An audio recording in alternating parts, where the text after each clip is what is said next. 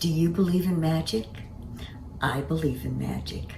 I believe in the magic of timing, circumstance, memories, listening to my heart, influence, and story. You know, when we do something really well, sometimes it seems like magic. And in order to have the most sustainable and the most positive influence on those you lead, we need to elevate our messages. There's a quote that was attributed to a lot of different people, but the one that I've heard it attributed to most often is Maya Angelou. And she said, "I may not remember what you said. I may not remember what you do, but I will always remember how you made me feel." Now you see, I think that how we make people feel as leaders is paramount in having a positive influence, because rest assured, you will have influence, whether it's by design or by accident. And when it's by accident, sometimes it's not the most appropriate kind. And so we're going to spend some time together today, and I'm going to try to help you understand how easy it is to elevate your messages. The primary tool to do that is to share your personal experiences. Share your story. Now, I'm gonna start by sharing just a wee bit of mine. Before I started my own business, I was the CEO of a startup technical services firm that provided automated teller machine network services to credit unions. That's a mouthful, isn't it? Well, that was my job. And it started out, everybody thought after we negotiated contracts and got some shareholders that the organization would pretty much run itself. That's how little we knew. And yet, that wasn't the way it worked out at all. Because the more shareholders we had and the more contracts we signed with both regional and national networks, the more work there was to do.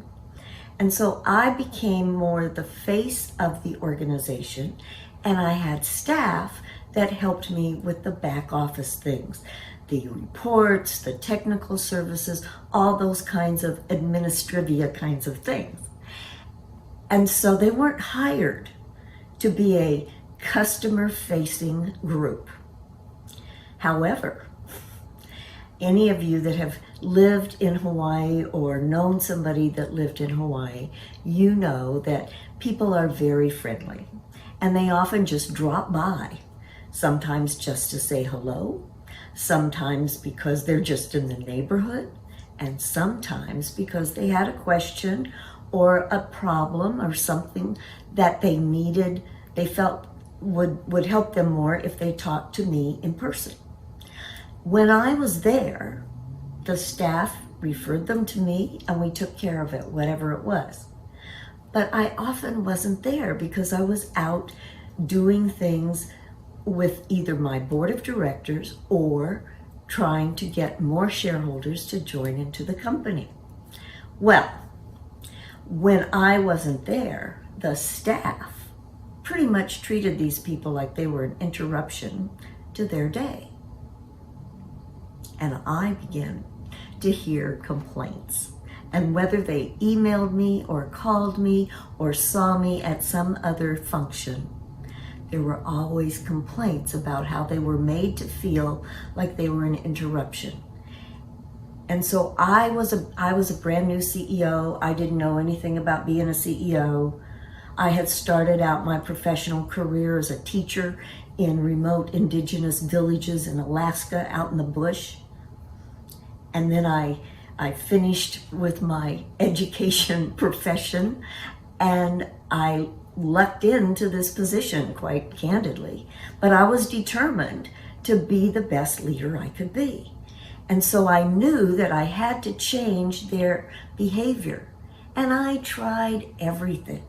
I tried explaining to them that, you know, these are the people that pay our salaries. These are the people that are why we have a job, all the way to actually docking their pay because I'd had X number of complaints about one person or whatever specifically. None of that worked. And I really didn't know what to do. I was at my wit's end. And whether by design or by luck, we're in a staff meeting, still having those problems. And I said to the staff, you know, sometimes we learn lessons when we're not paying attention. And I said, you know, when my son was 3 years old, we moved to a new village in Alaska to teach the following year. And we decided to go in the summertime to at least get the feel of the village and to meet some of the people and find out where we were going to live and get settled in a little bit. It's much easier to move to a new village, which is usually remote, and you have to fly in a small plane. And it's easier to do that in the summer when the weather's nicer. And so that's what we did. Well, Charlie Bill was 3 years old. He was an only child, and he was used to playing by himself. So I was in my classroom looking through all the different supplies and all that sort of thing, and trying to organize things so I wouldn't have so much to do right before school started. And pretty soon, because I had conveniently put out of my brain that in the summer, the days are pretty much 24 hours long. And so it wasn't too long before he came in and he said, Mom, what can I do? What can I play? So I thought for a minute. Now this village was on a river, as many of them were, and across that river was a very large mountain. At that time, it was known as Mount McKinley. Currently, it's known as Mount Denali. Same mountain, always has a little bit of snow on it, even in the summertime.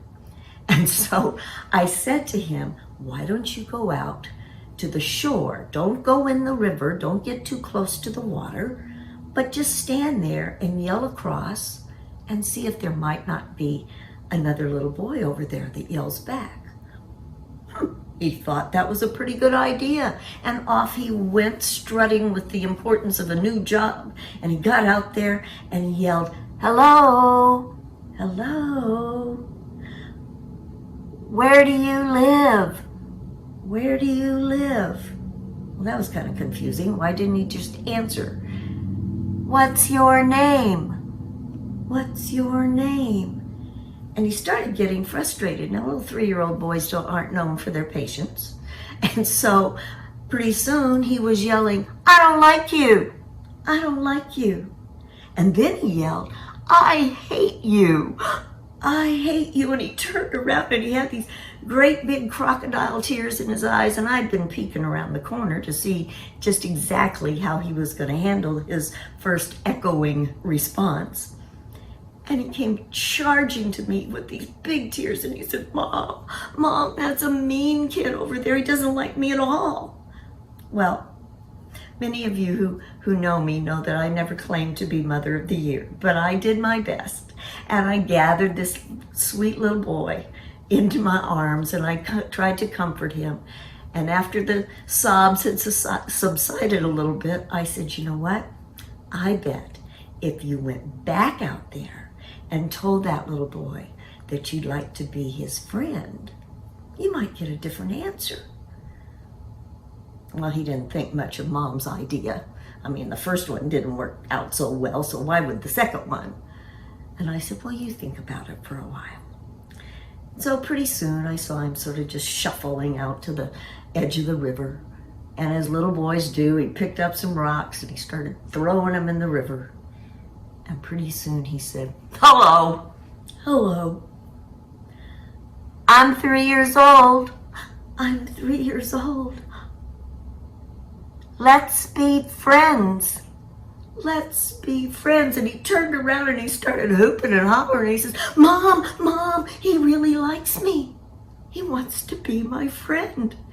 And about that time, now this is the magic of childhood, a little boy from the village who had been out fishing with his family came up, and he and Charlie Bill walked off to play together, just like that was the natural consequence to him yelling at that little boy across the river.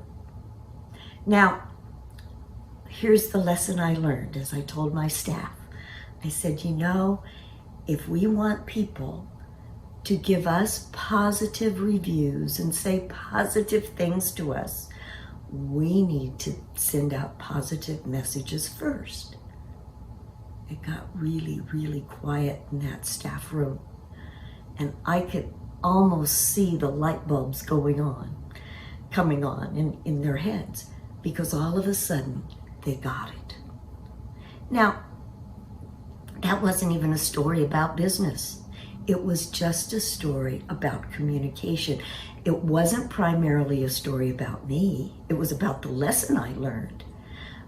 But it was more about my 3-year-old. But here's what happens when you tell a story that's universal. Now, nobody else in that room had ever lived in Alaska, much less taught school out in the bush. I get that. But they were all kids once, and several of them had small children at home. And so in their minds, they connected with that, either remembering their own experience with an echo or their children's experience, or maybe both. And suddenly it became real to them. And so all those goofy things that I'd been trying to get them to just be nice didn't work, because I was giving them, you know, bullet points. Do this, don't do that, make sure you smile, all those kinds of things. And what they needed was the story behind the bullet points. And I was fortunate enough to think of it. Now, do stories always work? No, but they work better when they're universal, they're memorable, and they're easy to understand because they're told well. Take some of the lessons that I learned being a CEO and try to apply it to something that was mine. And so I left and I started my own business. And part of my business was to work with leaders at different levels, sometimes from the C-suite and sometimes the newest supervisor in the company. And currently, I work with them virtually as well as in person, in coaching and consulting and maybe talking to small groups, that sort of thing. And as I observed different leaders in different positions, in different organizations, I began to think about how they were influencing their staff, their suppliers, their colleagues, all those kinds of people. And I began to just kind of jot down little reminders of something that happened that could be a good story or a good illustration of what someone did well and how they got people to get it in terms of some concepts that were bigger than do this or do that. And so eventually I created a model, which is what my new book, Return on Influence, is all about. It's based on this model that I call the influence pyramid. And it looks just like a pyramid. So at the base of the pyramid, the first level of influence is what I call compliance. These are people, you know that you're influencing them at this level because you can understand some of their behaviors. Now, when I describe these folks as we go up the pyramid, every person doesn't necessarily embody all these attributes or characteristics, but they embody a majority of them. Can somebody be in more levels than one at the same time? Yes, absolutely. That means they're growing. That means they're changing. But let's start at the bottom with the compliance level. These people they're very punctual. They come to work on time. They take their breaks on time for the absolute right amount of time, and they leave on time. They do things because you tell them to do them. And they're okay with their job, but basically they do the bare minimum to get their job done, and then they go home. Their job is exactly that. It's a job to them. And even in the age we're in now with the global pandemic and people are working from home, you can still tell by their output and their results what level they're at and how much time they've actually spent doing their job at home. Now, as we continue to grow through all of these restrictions and things that continue to change, I think it's going to be a hybrid kind of a work environment. And some people will work at home and some people will work in the office and some people will do both. Maybe they'll be on different days, all those kinds of things. But basically, these are the people that you don't see much you don't see any creative thinking or really any initiative. They do what they're told. They do the bare minimum. They get the job done and then they go home. They are in compliance as a behavioral kind of response. You tell me what to do, I do it. That makes me compliant.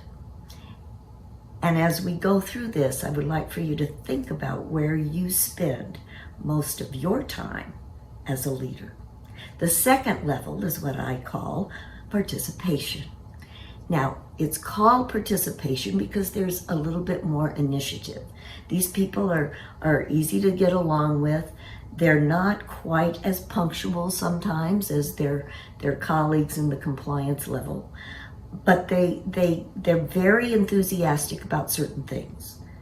And so when they get a new job or a new project to work on, they sometimes have lots of energy and enthusiasm at the beginning. I call them great starters. But sometimes they don't finish well, or they don't finish at all, and that causes problems in an organization. The reason they behave that way is because they're very much emotional in how they feel. If they feel good that day, or they feel good about that project, then they're gung-ho and away they go. The third level is what I call buy-in. And this level is people that love their job. They do it very well.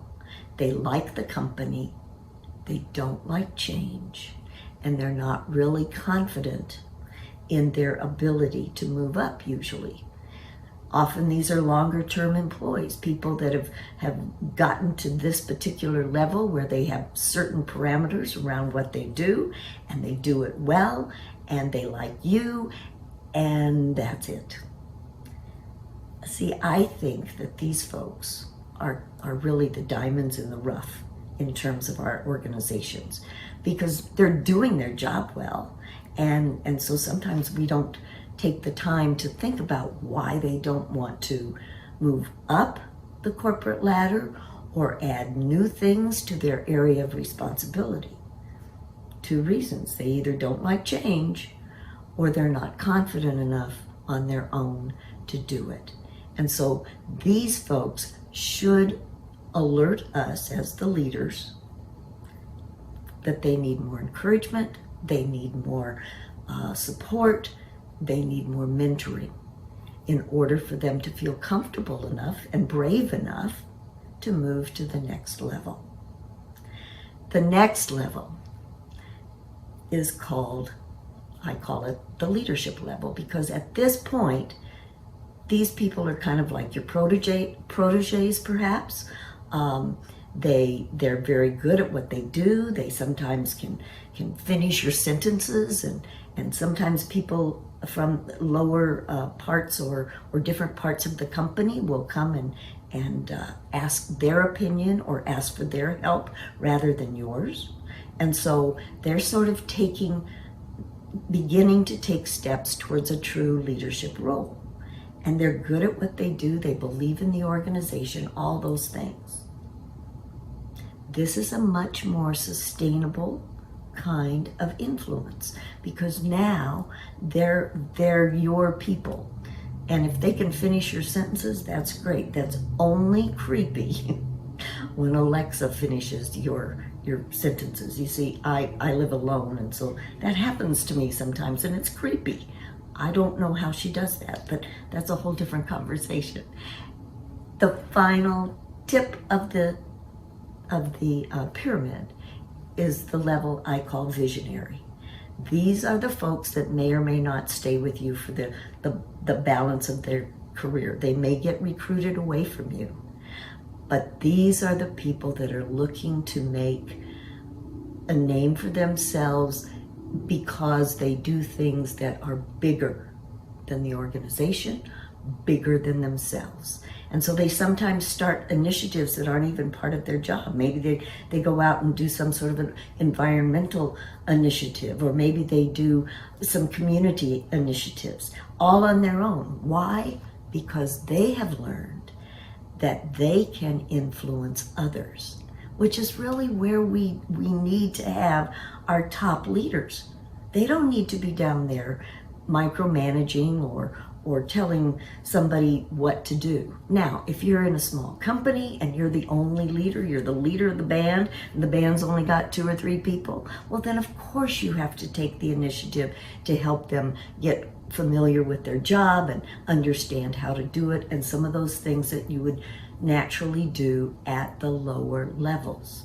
But there is what I call a mission critical line between the bottom 3 levels, compliance, participation, and buy-in, and the top 2, leadership and visionary.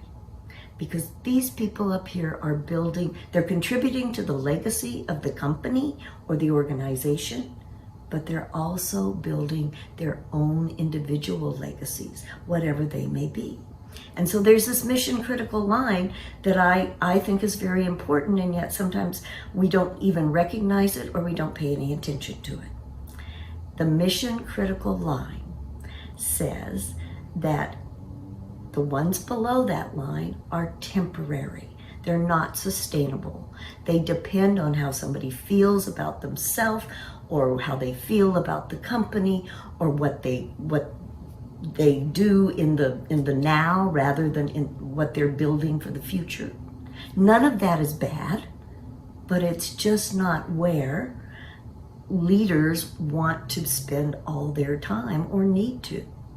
Now, if you're lucky enough to have people that work for you in leadership positions, managers, mid-managers, supervisors, all those folks, they're still leaders of their team, of their area of responsibility, and they should be the ones that you are supporting and encouraging to work with these folks rather than you do it. What separates somebody being at a temporary level of influence to somebody that is at a sustainable level of influence? It's exactly what I did with my staff. It's the ability to share your personal experiences. And that works when you're talking to the entire team. I can tell you for sure that my staff weren't all at the compliance level. They weren't all at the buy-in level. They weren't all at the leadership level. They were a mixture. And I didn't mention all of them, but the bigger the organization, the bigger the team, the bigger the mixture and the more diversity. And so in order to connect and to have something that is sustainable, you need to tell them part of your story, part of your experience. Now, there's 3 basic kinds of personal stories that I think apply in pretty much every organization, regardless of size. The first one is the one that I mentioned. It's the personal experience. So whether it happened to you or whether it happened to someone else that you were in the same room or in the same organization, and you had some sort of influence directly or indirectly, like I did with my son, then that's a personal experience.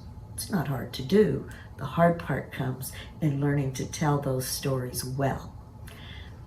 The second kind of basic stories are parables. Now, I call them parables not because they're religious or anything like that. I know, I'm a preacher's kid, I can do that, but that's not why we're here today. Here's what I know. Parables help us talk about the lessons we've learned in our personal experience, whether in business or as a parent or as a team member or as a traveler, as a visitor, all those different experiences that we have as we continue on our journey. We've learned some lessons. And so I learned the lesson from my son's experience about sending positive messages back out so that I could get positive messages back. And it worked because of the way I told the story. The third kind of basic story is what I call legends or legendary. And these are the stories that evolve over time sometimes, or they happen in your organization or in your team because of some specific event or some specific thing that happened, and they become legendary. They become part of the corporate culture. And when you get somebody new on, they can even become part of the onboarding kinds of activities. Let me tell you about when we did this at this company. And so any of those will resonate with people so that you can have a more positive and more sustainable level of influence. So you just think back and you decide what level are you spending most of your time with, and how can you elevate your messages so that you can help your folks through more positive and sustainable influence. As leaders, we can share our stories for a variety of reasons. And some of you are thinking, I tell stories all the time. And good for you. My question is, A, are they relevant to a specific event or to a specific point that you're trying to make? And B, are you telling it as well as you should? Now, this return on influence, in order to maximize your ROI, is not about how to tell a great story. You want to work on that, you call me and we'll work on it. This is about understanding how to leverage the power of personal experiences in order to have a more positive and sustainable influence on the people you work with. It's pretty simple when you break it down like that. Lots of organizations use stories. They use stories to help them change behaviors. They use stories to try to inspire the troops and motivate them. And they use stories to help somebody understand a specific point or a specific job. And those are all good things. There's nothing wrong with them. But they may or may not, and chances are they are not, up over the mission critical line. They're not as positive. Well, they might be as positive, but they're certainly not as sustainable, usually, as those that are designed specifically to share a personal experience, either in parable form, or this is what happened to me, this is what I learned, or to create or maybe enhance a legend. Now, I've done workshops at a lot of different organizations on this very topic. How do we incorporate storytelling into our daily operations? I will tell you right now, it is not as easy as telling the story because we forget.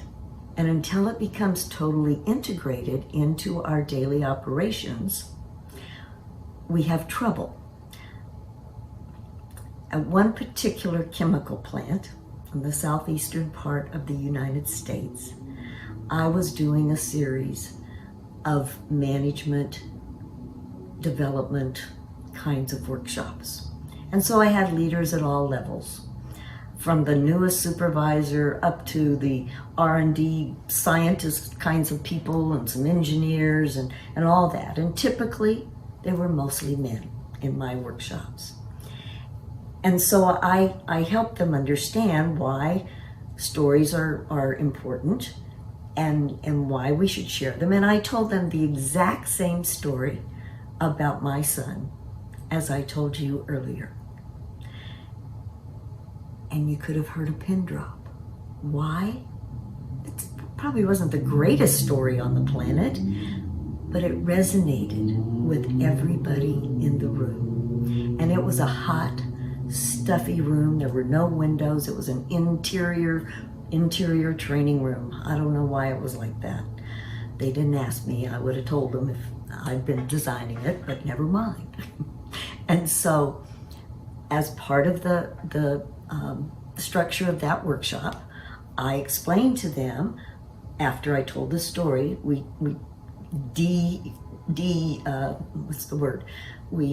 took it apart. And I explained to them why each part was necessary and why stories are important and why they're easy to tell as long as we're truthful to our own stories.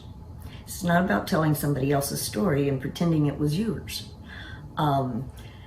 So part of the exercise, once we went through all this preliminary stuff, that's a technical term, stuff, anyway, was for them to have an opportunity to practice.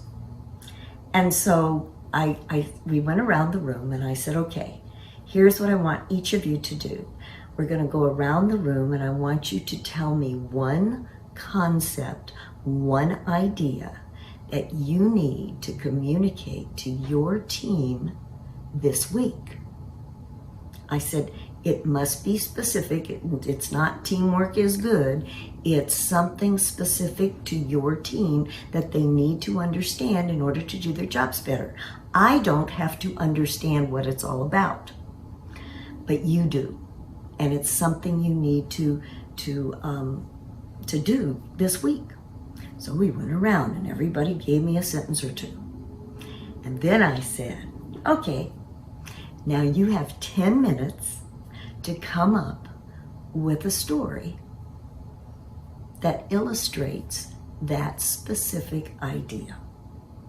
Well, they were used to me because I was kind of goofy and they liked that and they mumbled and grumbled a little bit at the start, and there were always a couple, no matter what kind of exercise or learning experience we were doing, that always said, oh, I can't do that. That stuff doesn't apply to me. And so they were true to form with this one. They said, well, there were two of them, and they were egging each other on, and they said, we don't have any stories. And I said, really? He said, yeah. And I said, why don't you tell me just some of the things that you've done in the last 24 hours? At home, at work, wherever, 24 hours. And so they started talking about going to their kids' soccer games and about something that happened in an early shift at the plant and all those kinds of things.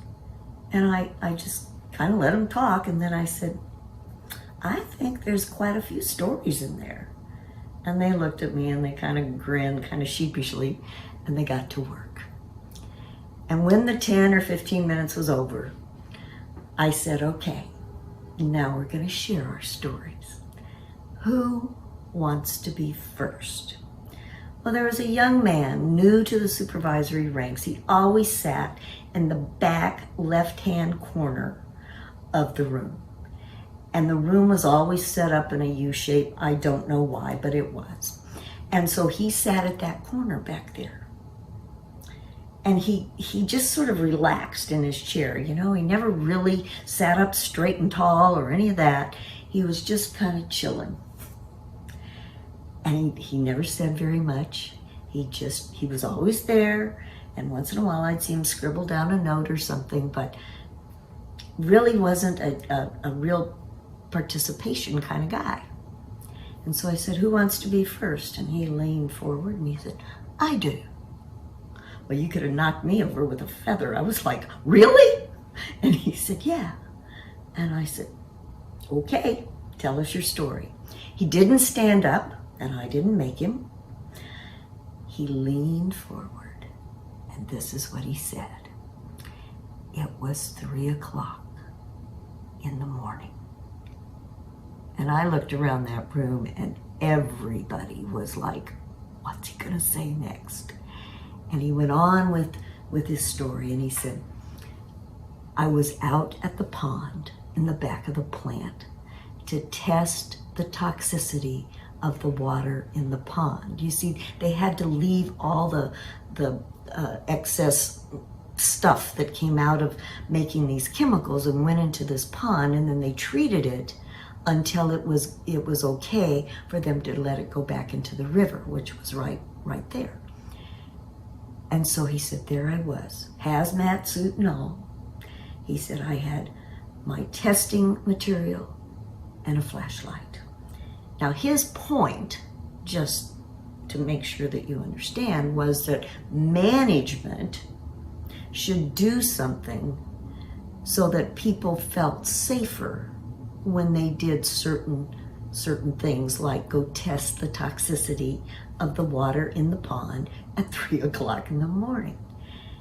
And so he said, I stepped close to the edge of the pond, and just as I was reaching out with my testing material, 2 little eyes popped up, and it was little Timmy, the alligator that lived in the pond.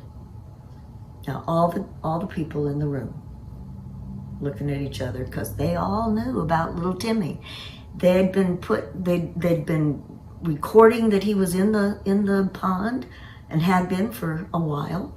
They couldn't shoot him because he was protected, because he wasn't that big, a gator. But as our young man said, I knew he wasn't very big, but I also knew he had very sharp teeth. And it was just me, my flashlight, and little Timmy with very big teeth. And it looked like I was gonna be his midnight snack. He said, I knew, didn't matter how big or little he was, he had sharp teeth. And so he finished his job very quickly, and off he went to record what he'd done. Now, as I said, that had been going on for quite some time at that plant, and pretty much everybody in the room knew all about little Timmy. But he'd never been removed.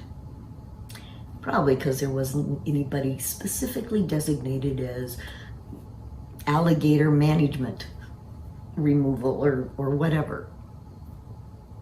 Well, we went on, and he finished his story. All the other people in the room told their stories. They told stories about their grandparents. They told stories about things at work. They told stories about other places that they had worked, all those kinds of things. And I promise you, I could have sold tickets. They were good stories, and they weren't long. The requirement was 3 to 4 minutes. That was it. And they all had a story, and they were all pretty proud of themselves. And then we took a break. And we had kind of critiqued as we went along. I asked them questions and said, you know, some of them didn't have a real clear point. And so I said, help me understand what the point is. And they could. And so we enhanced what they'd done. And they really seemed to enjoy it. And so they even said to me, can we do this again?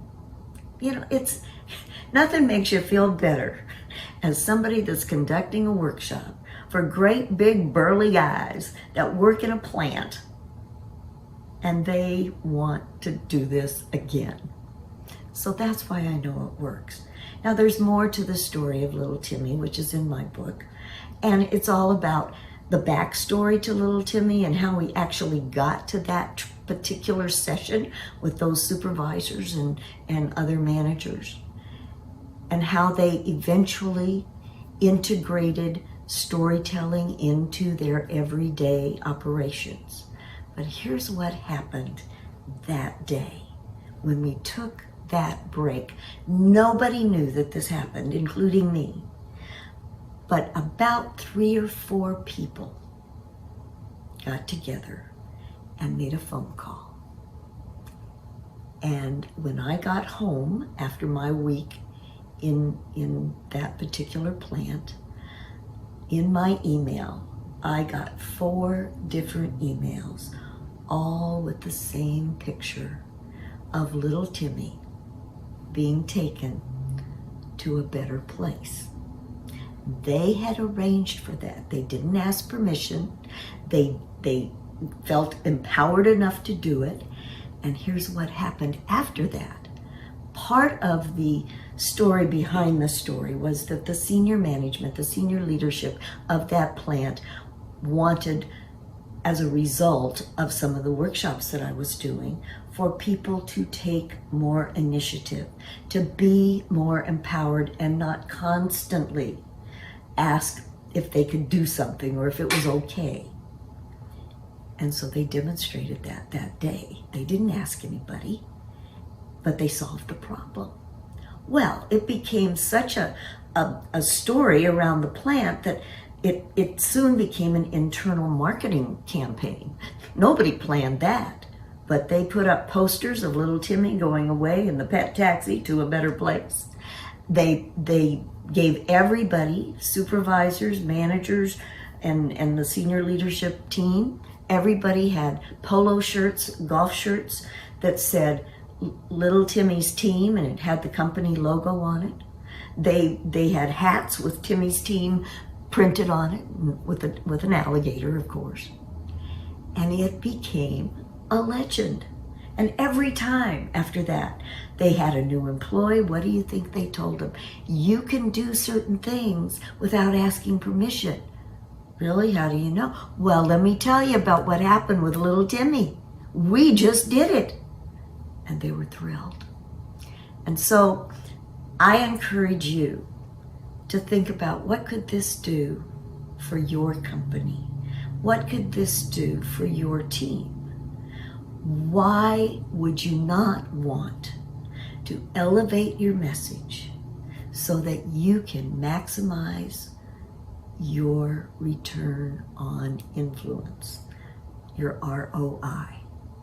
I encourage you to do just that. I challenge you to do just that.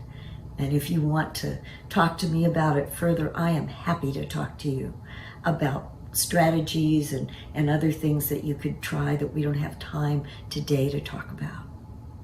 Because I know it works. It works across country borders. It works across cultures. It works across industries. I have seen it work in over 50 countries on the planet and on 6 different continents. And it works all the same. Some of those cultural kinds of stories I had no clue about, but they broadened my education and my horizons, and I was happy to learn from them just as they were excited to learn from me. So there's a variety of those kinds of examples in the book, if you're interested, that tell you the rest of the story about little Timmy and what that fostered and how it all came about, and how the plant, which had a history of difficulties in terms of profit and productivity, and how they turned that around. It wasn't just because of that workshop, and it wasn't just because of that story, but it was in part due to how they integrated the practice of using personal experiences when they were communicating and trying to get things done. And in the process, they elevated their message and they got a better ROI, a return on influence. Thanks for spending some time with me. Thanks for attending this conference. Thanks for everything that you have learned and all the different speakers that have spoken to you in different areas about story and what you can do. Thanks for being here. I had a great time, and I hope you did too.